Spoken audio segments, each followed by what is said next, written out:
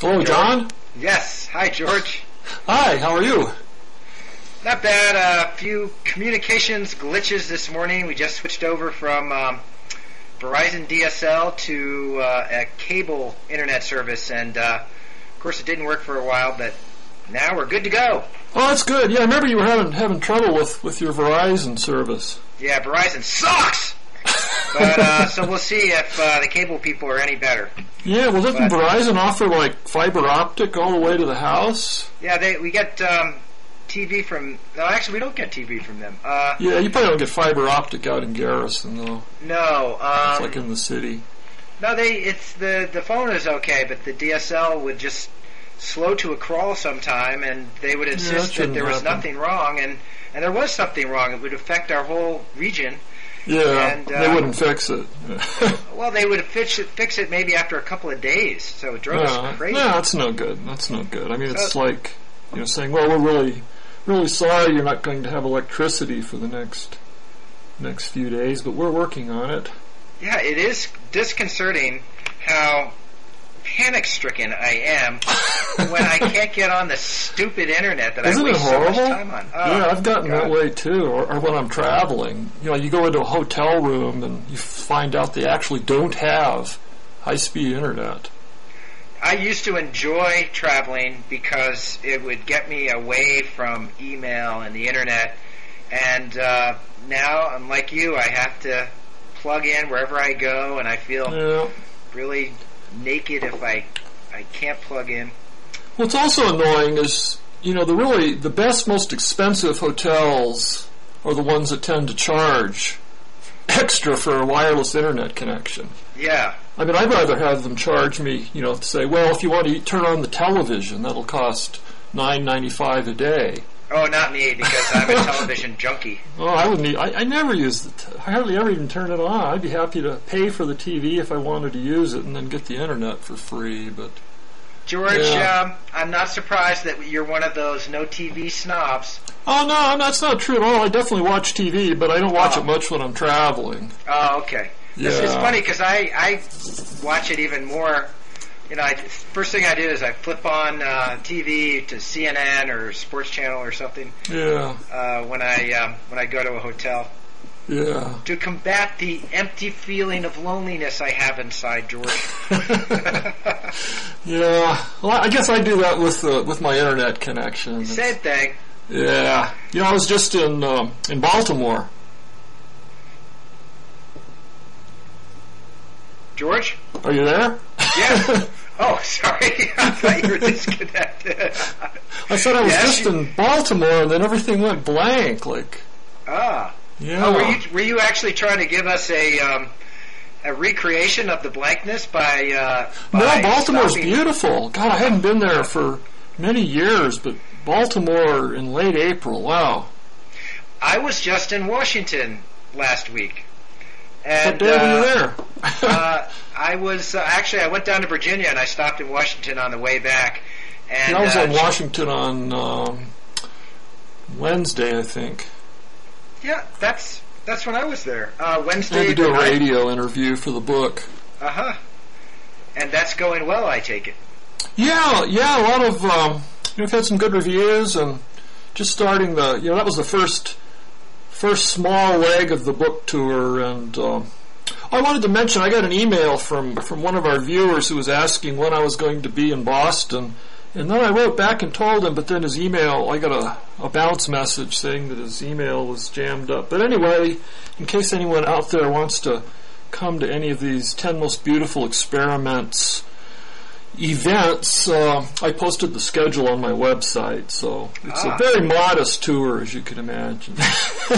Any tour is a good tour these days, because the publishing Boston, companies New are all York, collapsing. San Francisco, Seattle, basically. Well, I'm impressed. It's kind of fun, but boy, traveling is just such a pain. Yeah. And especially, the last time I talked to you last Saturday, I felt like I was on my deathbed. Right. Well, you had some kind of awful flu. Yeah, horrible gastroenteritis, viral, I suppose, the worst I've ever had, and it was it had lasted for 3 days. I had a fever of 101 degrees, and the next day I was supposed to get up at 5, drive 60 miles to Albuquerque, and get on a plane to Baltimore to go talk to Ann Finkbeiner's writing seminar there at Johns Hopkins. And right, Ann Finkbeiner, who wrote the book The Jasons. Yeah, she's really nice. I'd never met her before, and God, that writing seminar is impressive. She has very impressive students. Mm-hmm. I've heard good things about it. Yeah, they all described their thesis projects, which are major articles, and every one of them, without exception, just sounded like something you'd want to read in the New Yorker. Jesus. Yeah. That is impressive. The competition is going to be fierce. Well, I hope you weren't so ill on your book tour that you couldn't enjoy all the science author groupies that are out there. I've yet to see one, but but I did okay. I was feeling. It was the kind of thing where I basically had to drag myself onto the plane and then just sleep the whole time. I had horrible stomach cramps, and then I got into Baltimore, went to bed, and then I woke up the next morning just feeling not only better, but better than I did before I was sick. Uh-huh. I felt like almost euphoric. It was as though somebody had pressed reset in the back of my head. Maybe your body flooded you with endorphins to take care of the pain. Yeah. No, it was wonderful. I got up and walked along the waterfront there. I was staying down at the Inner Harbor, and then later I took a taxi up Charles Street, up and over the hill where the Peabody School of Music is, and the Enoch Pratt Library, and the cherry blossoms were out, and Baltimore was beautiful. It reminds me, it kind of has all the charm that Washington had before it got too metropolitan, too much. Yeah. So, but anyway, that was nice, and so I felt okay since then. But the euphoria didn't really last. So now I feel like we're having one of our old-style digressive conversations. But what you're saying about this illness and that how then you felt better afterwards reminds me of the old fever cures for mental illness. So what were those? You've probably heard of it. These were used back in before we had Thorazine and all these wonderful drugs for taking care of crazy taking people. Care of the homeless. So they would deliberately infect people with, for example, malaria to give them an extremely high fever. Oh, yeah. And this was thought to make some people, you'd sort of be burning up in this fever, and this was thought to burn away the ill humors that were making you crazy. Although, that makes it sound medieval. This was done back in the 30s and 40s. Really? They gave him malaria? Yes, they gave him... Well, you'd think there's better things that would give you a fever that wouldn't... malaria is... I think they also gave them yellow fever. This is all in Elliot Wallenstein's great... I think it's Great and Desperate Cures? Great and Desperate Cures. It talks about lobotomies and shock treatments and all these crazy things that were done to crazy people. Well, I got to take a look. I have that book. I just thought it was about lobotomies, so it's more wide-ranging. It's about all these desperate measures that were taken to try to help people who were psychotic or otherwise ill. But that's not your problem. The psychotic? I don't think so. No. No. I think I'm doing okay, but... yeah, me too, so far. Yeah, I have a segue. Okay. Yeah, because I was in Baltimore walking around the beautiful Hopkins campus, and then I sat down somewhere and pulled out my new iPod Touch and looked at the web, and I saw that John Wheeler had died, and reading Dennis Overby's obit, I realized that Wheeler had studied physics at Johns Hopkins. Oh, right. And I think at Johns Hopkins they did, if I'm not mistaken, they might have recreated or actually carried out one of these famous experiments that he proposed to show how strange quantum mechanics is. The delayed choice experiment. Yeah, that's right. A guy named Alley, I think. Does that ring a bell? No, I don't know. But that was too much detail. I read about that in you posted on your blog for the Stevens Science Writing Center an excerpt from The End of Science where you wrote about Wheeler. And Yeah. I read that and really enjoyed it. He's really the only scientist in your book that you write about in a pretty flattering light, I think. No, that's not true. Isn't it? No, well, I think it's fair to say that I was quite warm and affectionate toward him because he is one of my favorite scientists. But I wrote in a very positive way about lots of scientists, like Francis Crick, for example. I think I portrayed in a very positive light, and even Richard Dawkins and some others. But John Wheeler was just this amazing combination. So there are a lot of scientists who are very good sort of technically and have very strong mathematical skills and talents within their discipline and sort of are really grounded in that way. And then there are others who have a very powerful imaginations and can extrapolate in all sorts of really unusual directions from what is scientifically accepted and credible. But there are very few scientists who really combine these qualities.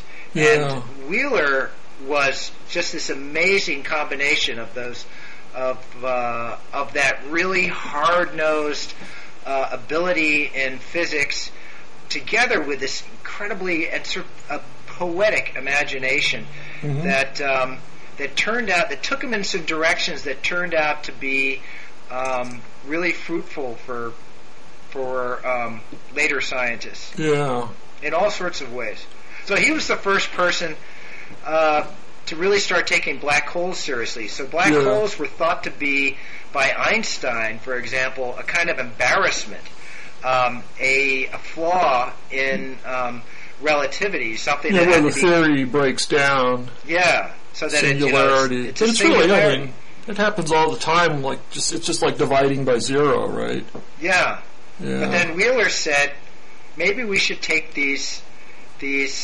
some of these possibilities seriously. And he was the person who, I guess, there was a meeting in around 1960, late 50s, early 60s, and he was actually talking about these singularities that you got when you got mass of a certain density, which would actually trap light. And somebody in the audience, it wasn't Wheeler who actually coined the term, somebody in the audience threw out the phrase black hole. This is what Wheeler told me, and he seized upon it. Yeah. And that's where the term came from. Wow, I'd heard it attributed to Wheeler, but I didn't know the details. Yeah. That's great, so there's some unknown person out there who injected this meme. Yeah, so, and it's typical of Wheeler to not to say he thought of it himself, but to give credit to this anonymous person in the meeting. So he was really, he explored relativity. He was one of the major theorists of general relativity and gravity in the 20th century. But he also helped to expose some of the real peculiarities of the quantum world with all these thought experiments and sort of philosophy that he built on quantum mechanics. The it from bit. Right. That didn't come out in the obituaries that I saw. And that was kind of an interesting contradiction to me. There's a real, almost mystical side of Wheeler that, especially with it from bit and the idea that it really does take a conscious observer to collapse the wave function and bring the universe, bit by bit into existence. And he was someone who really believed that. And there's that great parlor game that in which he sought to explain how this works, the 20 questions game. Yes, the surprise version of 20 questions. Yeah, so say if I remember right, the normal version of 20 questions is, all the people go out of the room except for one person, and they agree that they're, on something that they're all thinking of, like say a Tyrannosaurus Rex, and then they come back in, and the guy who's the contestant asks each one of them a question, and they can only give a yes or a no answer. And then he sees how many questions and answers it takes for him to guess the Tyrannosaurus Rex. Right? Yes. But in the Wheeler version, they go out of the room and then they say, well, we're not going to think of anything in advance at all, and we're going to go back. And when Fred or whoever he is asks you a yes or no question, just randomly answer yes or no. But after the first person does that, everyone else makes sure that your questions, randomly yes or no, but not inconsistent with the previous questioner. So, like if the contestant said, "Is it bigger than a bread box?" and the guy randomly says yes, and then he asks the next person, "Is it smaller than a bread box?" or just anything that would contradict that, he would have to answer consistently. Right. And then after so many questions, this guy is putting together this picture of something that comes into existence, bit from bit, that didn't exist before. Yeah, see, I thought that each person who's asked, each person who's queried by the person who's trying to figure out what this object is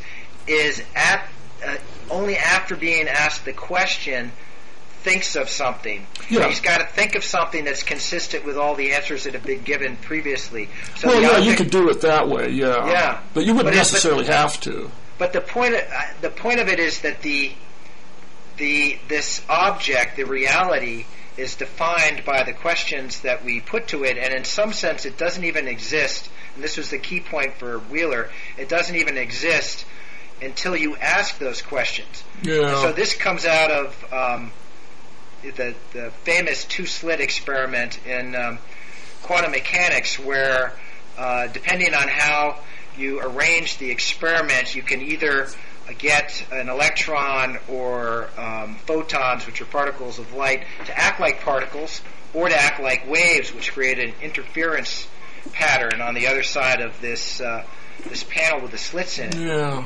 And so Wheeler took very seriously the idea that, in some sense, we are constructing reality by the way that we probe it. Yeah. Which leads into some very sort of troubling questions. It kind of puts mind prior to matter in the scheme of things. Yeah. And there are some physicists who were upset by this, and of course there were some New Age people who were. Well, they think it's just great. Yeah. And so there was this. Wheeler told me that there was a AAAS meeting. I don't know if you knew, the AAAS had and still has a parapsychology division or component or whatever you want to call it.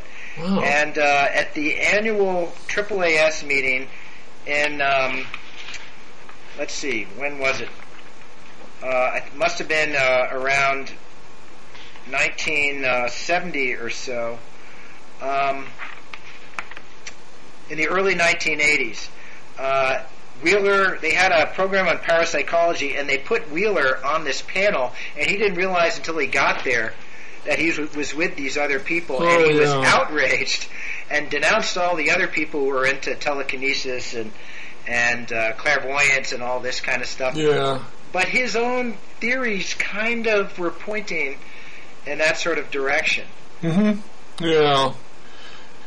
I don't know. I mean, with the 20 question game, I mean, I think that's a wonderful example how we, very much do create the reality that we perceive, and it kind of gives you a better sense of what the postmodernists mean when they say that everything is texts commenting on texts. But that doesn't mean that there's not still an underlying reality there, and that what you're constructing is just your interpretation of it. Yeah, another way I've tried to sort of make sense of this is, I'd like to believe that mind or consciousness is somehow intrinsic to reality, but I think it's obvious that you can have you can have matter without any mind. You can just have a dead person is an obvious example, but you can't have mind without any matter associated with. Yeah. So there are lots of claims that you can have mind that's dissociated with matter, astral projection and those sorts of things. Yeah. But there's never been any any proof offered for those No, sorts I mean of the scientific mainstream idea would be that mind arises from matter. I mean, it's just it's a function or a process of the matter in the brain. Right. Yeah, but then if the then in turn matter is arising out of mind because of some kind of quantum collapse, then we're all just a tiny little eddy or a loop in the great cosmos. That's when it starts getting kind of mystical and annoying. Yeah, Wheeler also helped to. He didn't invent the anthropic principle, but he helped to popularize it. He wrote about it, and then I think the strong anthropic principle too, where it really is consciousness. Well, but then I think he sort of pulled away. So he would sort of toy with these ideas and get other people interested in them, and then sometimes he would draw back from them later in his career.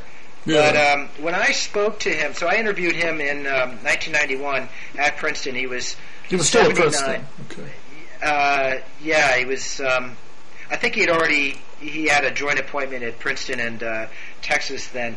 But what really came through to me was that he had this he did see science as this kind of mystical quest that would sooner or later solve the riddle of the universe once and for all. And he said that he thought, or Gödel had once told him, so he was friends with Kurt Gödel, who was they were both Princetonians. Yeah, well, Gödel was at the Institute for Advanced Study, not Princeton itself. Yeah, but in the same town. Same town, and Gödel once told him that he thought that Leibniz might have figured out the secret of everything, that he might have come up with some kind of magic formula. Leibniz sometimes talked about there being some sort of mathematical algorithm. He wouldn't have used that term, of course, but some sort of formula that you could plug any question into and it would produce an answer. Yeah, right. And Gödel thought that somewhere in the papers of Leibniz, this magic formula or philosopher's stone was possibly hidden. Wow. Which is really sounds like that'd be a good basis for a movie, wouldn't it? Yeah, it would. But Wheeler told me at one point. Actually, he wrote this, but then he read it out loud for me. He said he had this faith that sooner or later we would know the answer to the mystery of the universe. Yeah. He said he believed there was an answer, and that one was big accessible. Answer. One of the great seekers. Yeah. He said, surely someday we can believe, we will grasp the central idea of it all as so simple, so beautiful, so compelling, that we will all say to each other, oh, how could it have been otherwise? How could we all have been so blind for so long? And what's wonderful about that's nice. A very mystical idea. It's the final theory as a revelation that is instantly comprehensible to anyone, as opposed to something like string theory, which is comprehensible, and even then you have to sort of put quotes around it, only to this esoteric cult-like group. Yeah, but it's if it goes anywhere, it's in an interim form, though. So that doesn't mean that it's not going to converge on something like what Wheeler was hoping for. You think? I don't know that it will or not, but I'm just suggesting that maybe that's not a completely fair characterization. I think it's one of the paradoxes of science that sometimes these explanations that we accept, I mean, even relativity, quantum mechanics, these are very obscure, difficult theories to understand. Yeah. I mean, so Einstein hoped that sooner or later his work would be comprehensible to any average educated person, but it hasn't really worked out that way. Yeah, although it could be. I mean, people don't try very hard, but that's true. Yeah, there's an interesting contradiction about Wheeler. I mean, anyone hearing this description of him would probably be really surprised to know that politically he was a real right-winger militarist.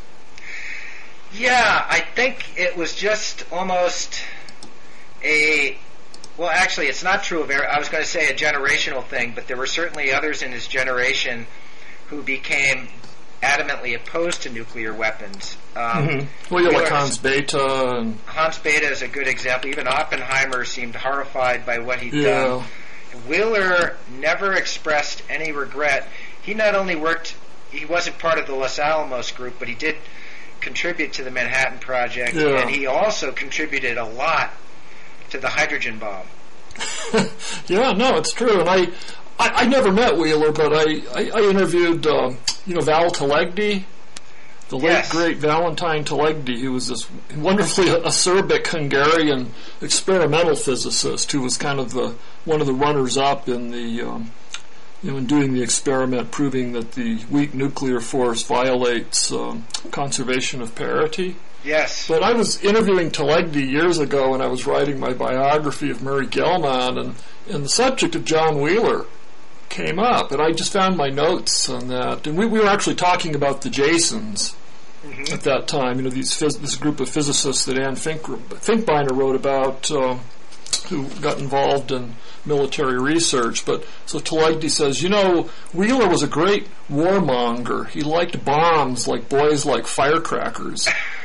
And then he told the story of Wheeler's next-door neighbor was a Professor Panofsky. Now, this wasn't Wolfgang Panofsky, who was the director of SLAC, the Stanford Linear Accelerator Center, but it was his father, who Telegdi described as one of the world's foremost art historians. And one day, FBI agents came to Panofsky's door because they were investigating Wheeler for an for a Secret Service, clearance, Q clearance. What do they call that? To use classified information. Yeah. A Q clearance, I think. But, sounds good. Yeah. But anyway, so they were asking him questions about Wheeler, and then, so they rang the doorbell and they asked him, is there anything controversial that you know of about Wheeler?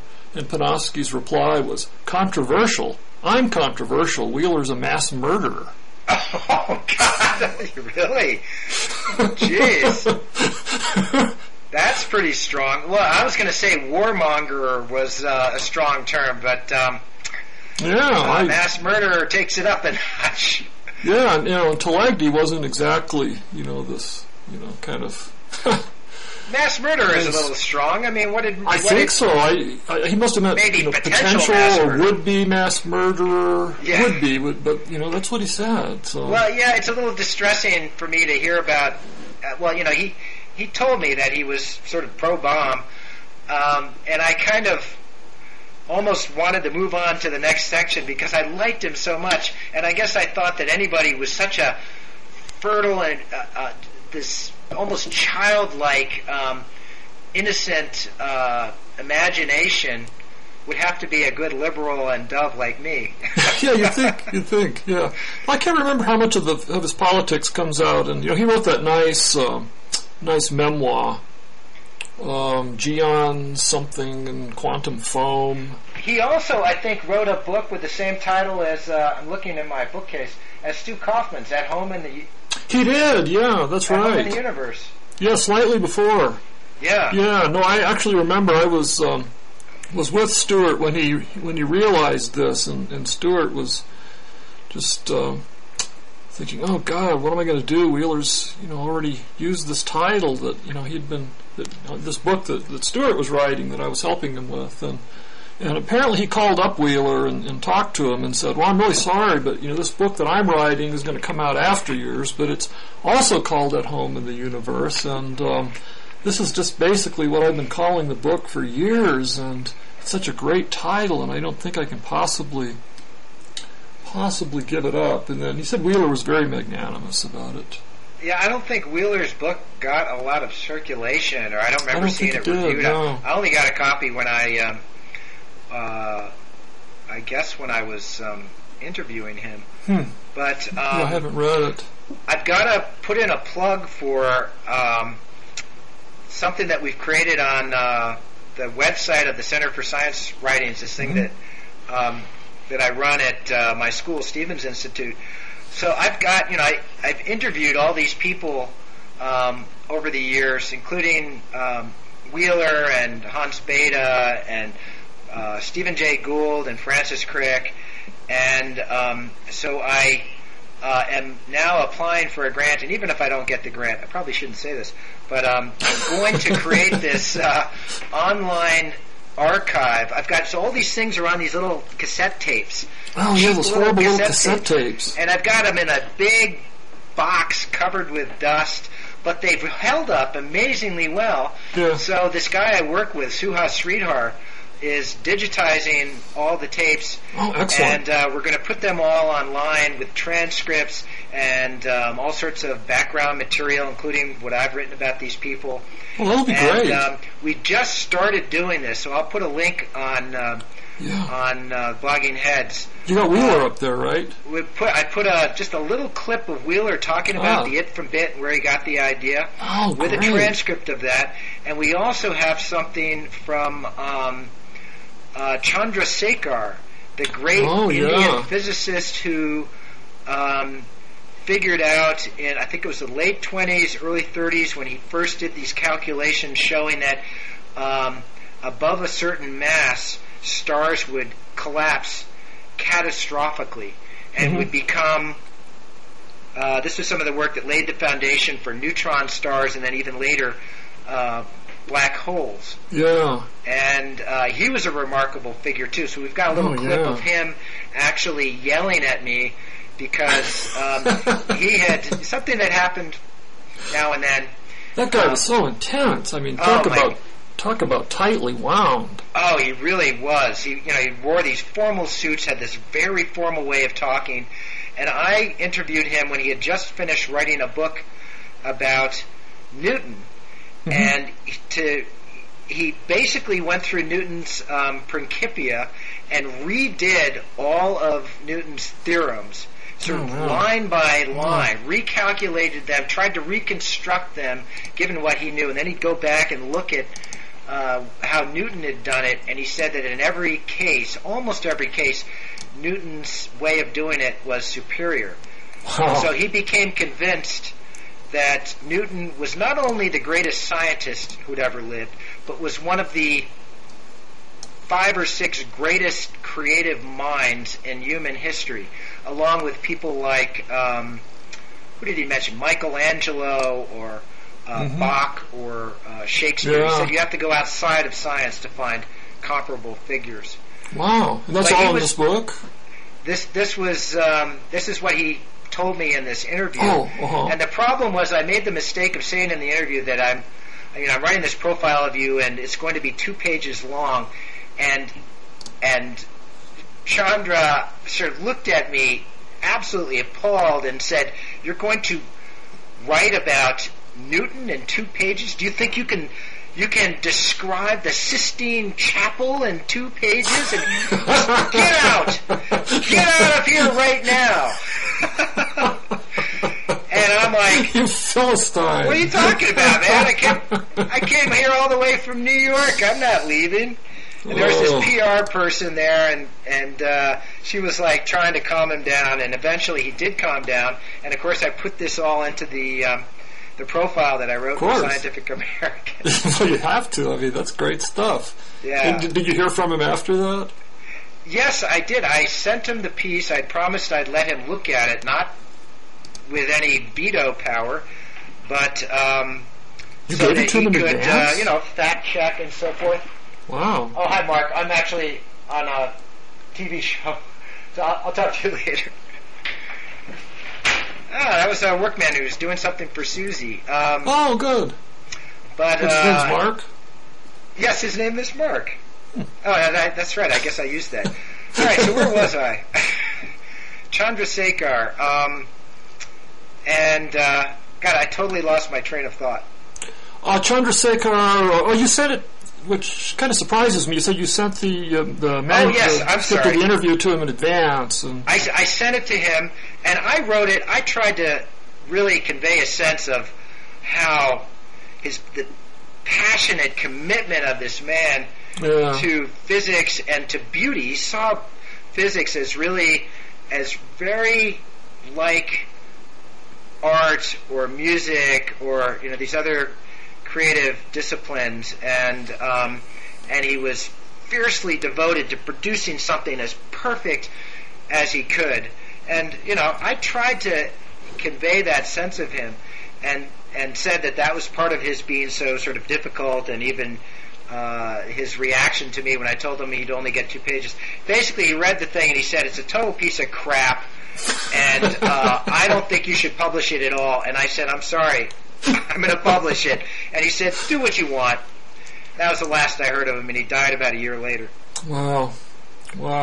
There's a wonderful book about him called Empire of the Stars by Arthur Miller, and the subtitle is Obsession, Friendship, and Betrayal in the Quest for Black Holes, and it describes his very difficult relationship with Sir Arthur Stanley Eddington at Cambridge. Yes. And it's really a terrific book. So I actually asked Chandra about that episode. About Eddington?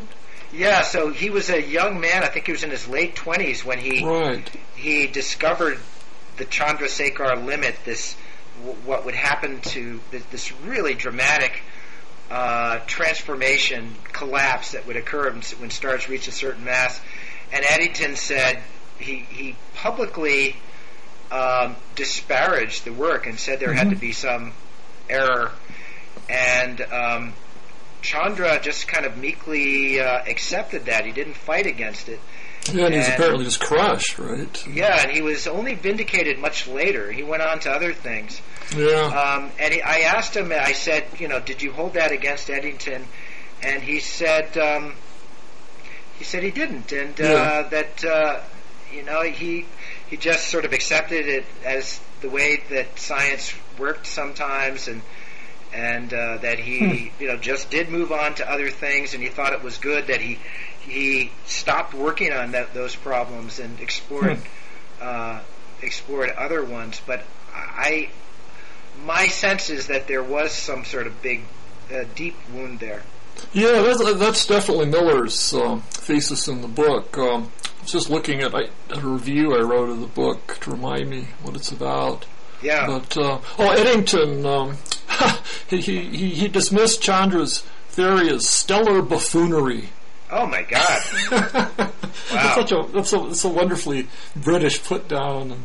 And it's just the least to call Chandra. Chandra is the last person on Earth you would call a buffoon. I know. I mean, kind of the anti-buffoon. Yeah, he was such a severe, fierce person. Yeah. But anyway, Blogging Heads viewers can listen to Chandra and Wheeler in their own words. Oh, that's great. That's great. So all of the stuff you've done is eventually going to be up there. Yes. Wow. So I'm going to load up my iPod with this. Yeah, I'm really looking forward to it, and what should be great. Which I'm hoping that maybe journalism students or other people who have too much time could check these interviews against how I depicted them in my writings and show how I distorted and right. That'd be a good subject for a thesis. Yeah. Horganism : Right. Depending on what they conclude, it could be either enlightening or. I'm sure you were fair. Well, I hope so. It's a little gutsy putting your raw material up there. Yeah. I have a whole drawer full of, again, those same silly little tape cassettes of interviews with Murray Gell-Mann and I don't know, dozens of other people that I did for Strange Beauty. So I don't know, maybe someday I'll do that too. But I suspect. Hey, if you don't want to do all the work, you can send them to us. We'll post them for you. Well, maybe I'll do that. Yeah, I mean, I guess you need to get clearance on. Well, maybe you don't. Do you? From the people who are live, I'm going to ask for permission. Yeah, I think you probably need to do that. Yeah. Yeah. No, I've got Ed give Whitten. Me that. I've got Ed Whitten I want to put up soon because I had a strange interview with him. Yeah. And Steve Weinberg and Murray Gell-Mann. Oh, that'll be great. Well, Murray won't give you permission probably, but probably not. He probably just won't answer the email though, so. You could take that as tacit permission, I suppose. But yeah. Yeah. I don't know. I guess I'd put mine up eventually, but I'm not really a very good interviewer in the sense of, my method of interviewing is mostly just to kind of sit there and then, just occasionally ask a question to steer things in one direction or another. And I usually have a few questions that I want to ask, but mostly I just kind of, the person just starts talking and they sort of forget you're there and just they go off on all of these tangents and you get stuff you never would have anticipated. Oh, I'd love to hear how that works. That sounds almost like a Freudian therapist. Well, yeah, that's actually something that Murray said when I was interviewing him. I did about 12 hours of on-tape interviews. Uh-huh. And at one point he said that, he said it was like talking to a psychoanalyst. And he was revealing all of these things that he hadn't meant to say. And yeah, they're trying to fill up the silence. Just there. It's kind of something I learned about from Joan Didion.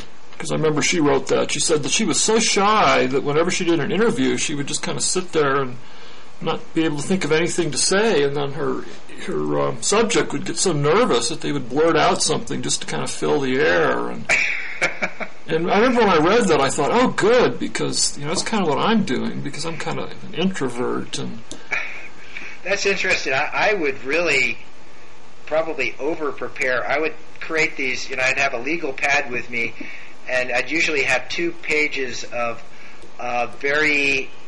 in very small handwriting of questions. Well, I just remember I've seen you like at when we went to a Limits of Science conference at the Santa Fe Institute, and just voluminously taking notes on the same yellow pads, and I thought, wow, and I felt kind of like I was really slacking off there. Oh, every journalist has got their own way of doing things, and mine is, I don't know, I actually like taking, first of all, I'm always worried that my tape I tape everything, I transcribe everything, plus I take really detailed notes and I'm looking around at stuff and I'm trying to record what I'm thinking, and it's very anal and obsessive compulsive. But it's good, though, to get so you actually transcribe your tapes word for word? Yeah. Yeah, when I tape something, I just kind of use it as a crutch, and then I'll go back in my notes, and if something's going by too fast for me to write it down, I'll just say, good stuff here about something or other, and then note the number in the tape recorder, and then I'll go back and get the quote and transcribe it if I need it, but I'll listen to the whole tape again just to kind of get the stuff tamp down in my mind, but I don't generally transcribe the whole thing, just because I figure I'm probably not going to use most of the material. Yeah, it's funny, journalists, I don't know if anybody else is interested in journalists talking about their different methods, but it's so idiosyncratic. Every person I know is in this business does it in a different way. One thing I like doing in these profiles, I do like to have, I guess this is sort of all too obvious, I like to have gotcha questions, and I usually save them, and I've got some questions that are sort of put them to sleep about their childhood and everything early on and their influences, and I'm sort of making flattering comments about what are the sources of your greatness and all this, and then I throw in the gotcha question. So just my classic gotcha question was with Karl Popper, and I may well have mentioned this on Blogging Heads before. But, we've talked about, because that's my favorite part of your book. Is your falsification principle falsifiable? Yeah. That was great. And Popper's answer was, I don't want to hurt you, but it's a silly question. Good answer. Good answer, Sir Karl. It was. He said, it's philosophy, it's not science, you dope. Yeah. And then I'm thinking, okay, so philosophy can't be falsified, so why should we take it seriously? So we'll be able to hear that great moment. Yes. When you get this is wonderful. And I've got so the next one we're going to have a clip, and these are brief, they're probably going to be all too brief. We see them as kind of appetizers. And we're trying to sort of create templates for the bigger archive. But I really want to post something from Kuhn, because Kuhn was amazing. That guy's mind was so tangled up in knots. And Popper also was just a fabulous, larger-than-life. Actually, he was physically quite small, but just had this gigantic, monstrous ego, and thought that he was the wisest person of the 20th century. And he was a great interview. Oh, I bet. Wow. Well, that's going to be really... You know, speaking of Kuhn, I wonder if Key Davidson's biography of him has come out yet.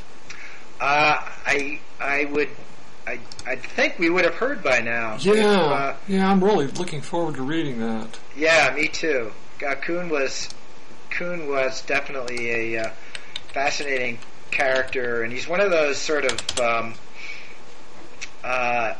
figure. He's really sort of a blank slate philosopher, and people just project their own fantasies and biases onto him. Yeah. And so you get massive, really radically different interpretations of structure of scientific revolutions that are completely contradictory. Yeah. Which is part of what makes it so enduring, I think. Yeah. Here it is. It's not out yet. The Death of Truth. Thomas S. Kuhn and the Evolution of Ideas. Good title. My God. Kuhn would hate that title. I bet. He's rolling in his grave. Hey, by the way, I'm also going to link on the website to an essay that Robert Crease wrote about interviewing some of these famous physicists and how often they would turn out to be incredibly cranky and like his famous Feynman story. Yeah, that's great stuff. Right. Yeah, I come to think of it, I read that posting on your website, and that's funny. Yeah, and then James Glick used that used Crease's story in his Feynman biography. Uh-huh. Yeah. And you wrote a book about one of the most famously cranky physicists of the 20th century. Yeah, who's definitely. Still with us. Yeah. Murray Gell-Mann. Yeah. So. So maybe I'm gonna let me know what kind of technology you end up using to digitize your tapes, and I'll think about doing that. And it's actually it's this person I work with, Suhas, this young guy who was my student, just graduated from Stevens last spring, and made the terrible mistake of coming to work for me. It's horrible. He's the one who's he's just gathering all this off-the-shelf stuff, and then he sort of customizes it a little bit, and it's not easy, but he's really done remarkable things so far. He writes some really interesting posts too on the Stevens blog. Yeah, he's a smart kid. I worry sometimes that I've infected him with my own sort of curmudgeonly take on things, which actually took me decades to acquire. Really? I was hopelessly sentimental and romantic about science until I was about 40. Really? Yeah. Yeah. I had no idea. And he's sort of cynical, and he's only 22 or something. Yeah, boy. Well, maybe you'll inoculate him against. I'm a bad influence. Yeah. That's the worst. Yeah. So, all right. What else we got? Yeah. What else can we ramble about here? What about you mentioned the? Actually, I've got a segue for this. The piece that Dan Engber at Slate, yeah. And Slate did. It was our editor for a couple of pieces last year on science and religion, or on the mind. And he's got a piece on. Okay, I skimmed it just before we got on, so you're going to have to say what it's about. Yeah, it's a 3-part series on manufacturing uncertainty is the theme, and the idea being that there's an underlying thread connecting not only David Berlinski, the great thinker, philosopher, science writer, and currently critic of theory of Darwinian evolution, and that film that just came out, the Ben Stein documentary in which he's trying to do Michael Moore takes on the theory of evolution. Right. And then he links this also to the tobacco companies and manufacturing uncertainty, about the studies that show that cigarettes are linked to lung cancer. And I guess his overall theme is this notion that, obviously, no matter how well established a theory or a study is, you can find some way to raise some uncertainty about it. Right. And then do this kind of jujitsu where you end up making the case that, if this is unsure, we don't really know anything, do we? And all bets are off and everything is up in the air. It's just kind of like the total postmodern meltdown. And I think Dan does a good job at just laying out the fallacies. One of his pieces is called The Paranoid Style in American Science. It's really very good. Yeah, and this evokes a couple of things. First of all, it evokes your book on conspiracy theories, which came out. Well, yeah, that kept coming up, because there's really a lot in common about people who believe in conspiracy theories and people who believe in intelligent design. But it also it's kind of this fear me of fear of randomness, that there's no such thing as accidents, that everything happens for a reason. Well, it also reminded me of this sort of application of skepticism to reach absurd results. Reminded me of the essay that, and how that sort of overlaps with postmodernism. Reminded me of the essay that you wrote on the O.J. Simpson trial. Right. where it's like, it was overwhelming evidence of the guilt of this person was somehow undermined by this very clever and insistent line of questioning and a few mnemonics like, if the glove doesn't fit, you must acquit. And right. And so you raise this uncertainty, and the uncertainty sort of, it's like lighting a little match, and then it ends up burning up everything. You know who does a really good job of showing the roots of, and this is related to, there's this term sound science that I think was also invented by the tobacco companies back in the 1960s, and now is used by, that's sort of a buzzword under the Bush administration, used, for example, by people who are trying to cast doubt on global warming. Right. And the somebody who does a really good job of showing the roots of this sort of rhetorical tactic is Chris Mooney in his book, The Republican War on Science. Oh, yeah, I'll have to read that, because it's the same kind of tactic that Engber is writing about. And on one hand, you have people like David Berlinski, who I think also appears in this Ben Stein anti-evolution film. What's the film called? Oh God. Yeah, search me. I say the name of it. I keep reading references to it. I'm sure the Blogging Heads people will. A bunch of our Templeton Foundation friends were recently corresponding about this on the mail list. Oh, really? So, yeah, I'm not on the mail list anymore. Really, you got dumped, huh? So let me know if you want to be on it, and I'll put an automatic forward here. Yeah. Well, yeah, go on and talk while okay. Well, let's see. Man, my memory is just so bad. I think this is going to be. Oh, I can just feel the John and George haters coming out of the woodwork, and Jesus Christ, listen to these old guys. Ben Stein's new movie will be out next week. Expelled.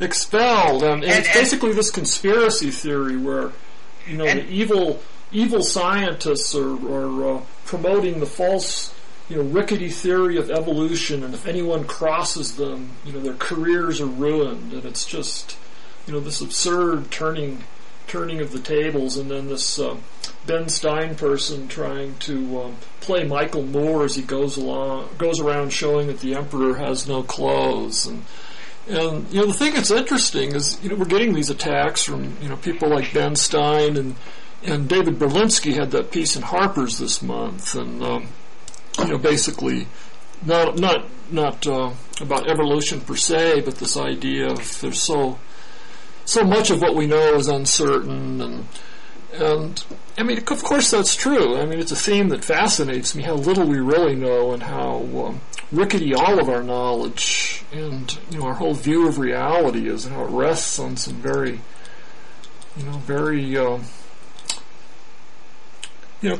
some questionable postulates in some cases. So, and yet, I guess Berlinski kind of uses this as a technique to say, well, we really don't know everything. I mean, we really don't know anything. So then, does he cite Thomas Kuhn?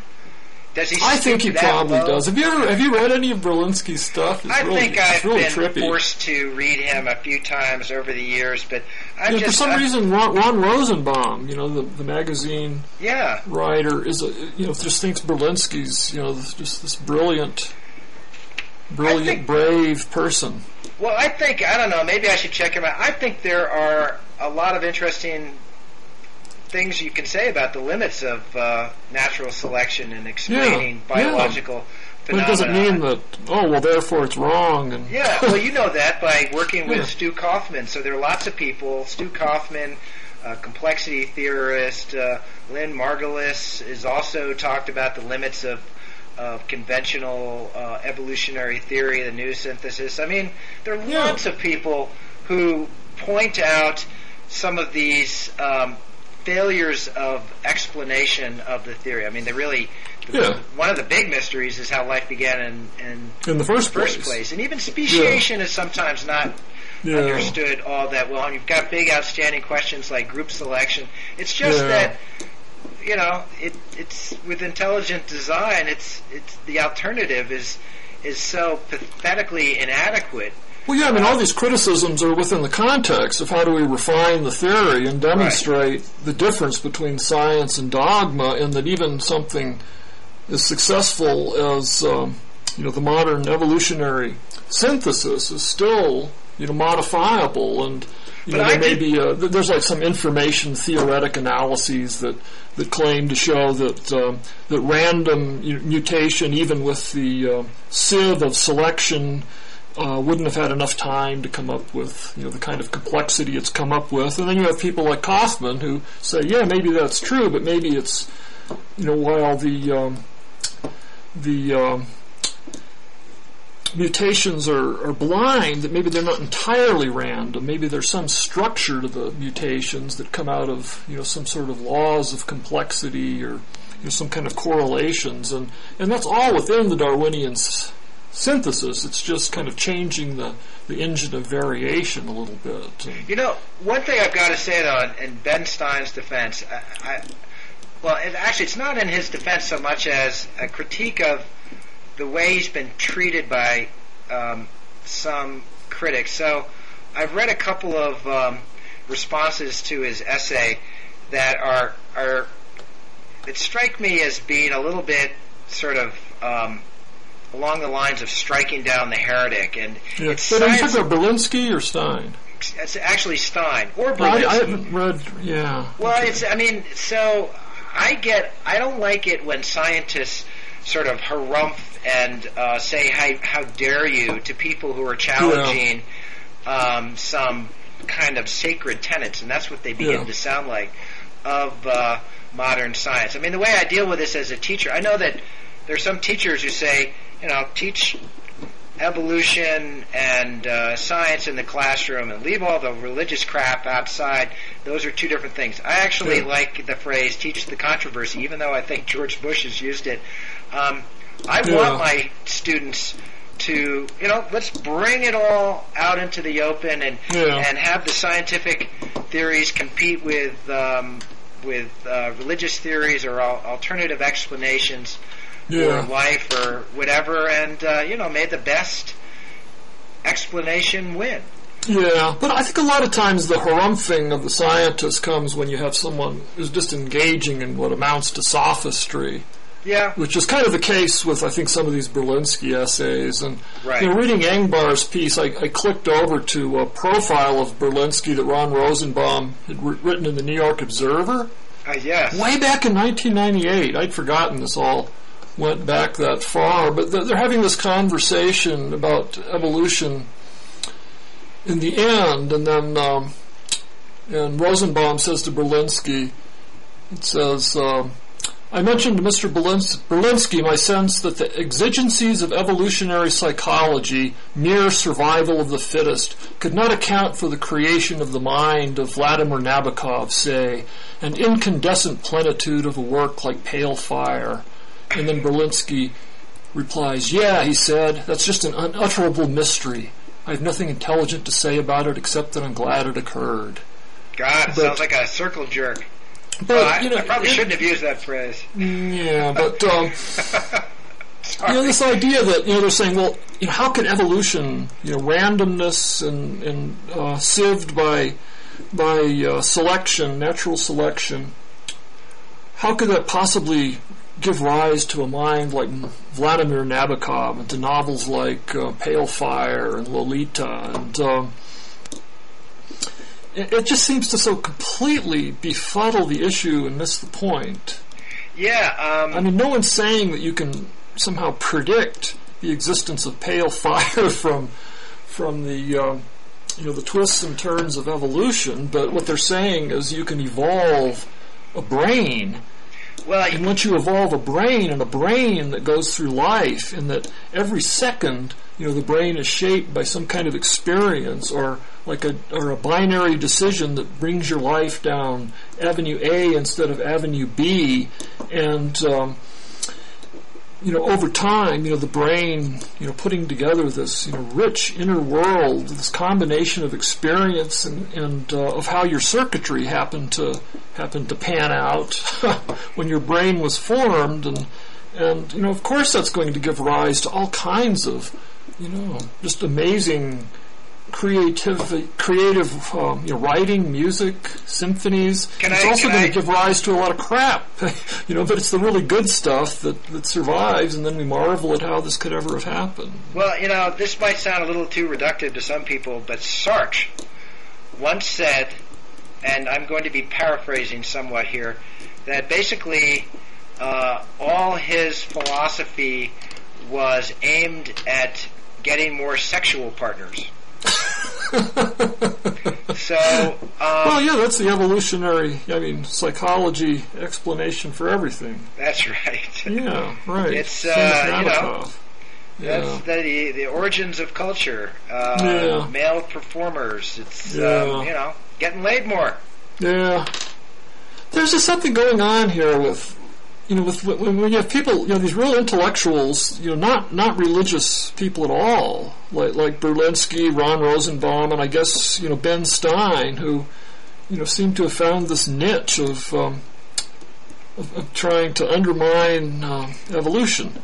I guess it's kind of a new phenomenon. I guess it's not new since Berlinski wrote he wrote this famous piece in Commentary taking on evolution back in the 90s, and a lot of this grew out of that. But this is very different from the usual fundamentalist onslaught. I think I've said before here that Karl Popper, for example, wrote very disparagingly about evolution by natural selection. Mm-hmm. And said that he thought it was tautological, and only sort of not really retracted that because he was so viciously criticized for it. Yeah, and then Chomsky said some things like that too. Yeah, well then we're getting into evolutionary psychology and how much Darwinism can explain about the mind. But I said, I sort of like I like to see the clash of ideas, and so I think one of the unfortunate side effects of the attacks on evolutionary theory is that it does acquire an almost religious, dogmatic status. Well, I think it's. I think what's happened is they become defensive because of the attacks from the religious right, and when they come off being defensive, this feeds into someone like Ben Stein's comedic documentary. Right. I think ridicule is the best counter to these sorts of attacks, or humor of one kind or another. Just don't want to take yourself too seriously, because then you do open yourself up to charges that you're just fundamentalist, like those you criticize, it backfires, all that kind of stuff. Yeah. Hey, George. How long have we been talking? An hour and 5 minutes. Oh my God! Ever since I started using this new camera software, it tells me now that I've talked 383.811 megabytes worth, but it doesn't give me a running time anymore. So it doesn't seem to be adjustable. I don't know. Is there anything else we wanted to talk about? I think we can save it for next time. I think we've covered most of the ones that I really wanted to get to. Yeah, so that sounds good, and I'll probably be back from some of this exhausting tour stuff by then, and maybe be a little more focused. Yeah, I hope maybe I can see you when you're in New York. Otherwise, I hope so. Yeah, I'll be there on May the 7th, I think. At where are you going to appear? I don't even know yet. So, okay. Yeah, I was trying to let you give a plug for yourself, and you completely dropped the ball. I'm going to be in Boston, George. Yeah. Well, let's see. I'm going to be... Let me find my schedule here. You're a marvel of self-marketing. Yeah, right. Let's see. Okay. There we go. On April the 29th, I'll be at Kepler's Books in Menlo Park, California. On Thursday, May the 1st, I'll be at Cody's Books in Berkeley. I thought, Cody's on Telegraph Avenue closed, tragically. Yeah. But the one on Shattuck Avenue is apparently there and bigger and stronger than ever. So that's good. Oh, okay. Then May 6th, I'm going to be at the Harvard Bookstore in Cambridge. And so then I'm going to do something in New York after that. I'm not sure what. And then on Thursday, the 15th of May, I'll be in something called the Seattle Science Series at Town Hall in Seattle. So, then some, littler stuff in between. Mostly it's been, like telephone stuff, or there's, really nice recording studio here in Santa Fe that I can, go down and do some radio things. But, you just have to get through it.